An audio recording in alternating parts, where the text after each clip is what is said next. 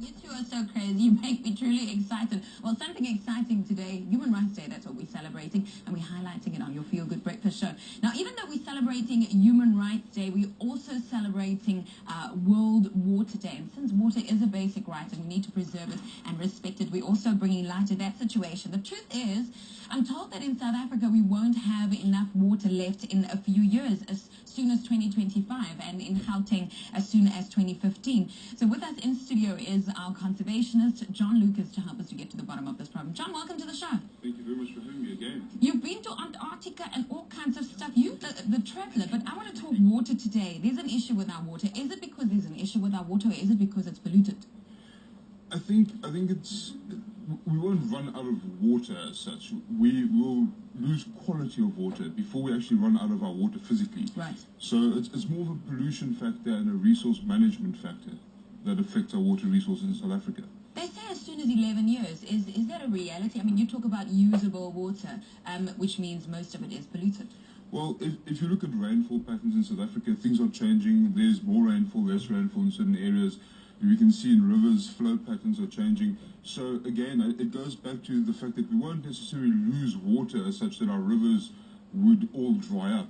But it's more the fact that we're losing water that we can use because of pollutants that we're adding, in the sense that it's boxes and books like you're seeing on the screen behind us, or actually physical chemical pollutants which we're adding to the water, things that we actually can't see but need to analyze through lab processes and get indications as to what's happening. You recently embarked on a campaign which I'm excited about because, you know, it's our responsibility to keep our water clean. You went out there, Rivers on a Day, Water in Action last week. Tell me about that. It was an amazing weekend. We had schools from the Cape Town area come through to us in a little nature reserve in the corner of the Groot Winterhoek mountain range between the Ratel and the Olifants River. The day before we went out to the Noordhoeks River. We were based there basically for 4 days. It was a one-day action campaign which we were invited to. How did you do that? That was a bucky load full of rubbish which we collected out of one of the tributaries of the Olifants River, which is our main focus river for the year. And it was great just to be able to take things out of the river and just to educate the youth about what is actually going on in their waterways and just getting everybody involved. And it was a great weekend. We got great feedback from everybody, and yes, they learned things they didn't know. And looking at John, he is the biggest guy I've ever seen, and he's excited about water and conserving our country and making things better. Give us some tips. How do we save water? They go from complicated to absolute simple. Sure. And I think the simplest one would be to pick up rubbish. Whether it's at schools, on the school fields, picking up rubbish there, or it's just basically getting that action, that habit of picking up things around the place. Going through to planting indigenous vegetation in the area that you live in, to putting water tanks up to collect rainwater, to using grey water.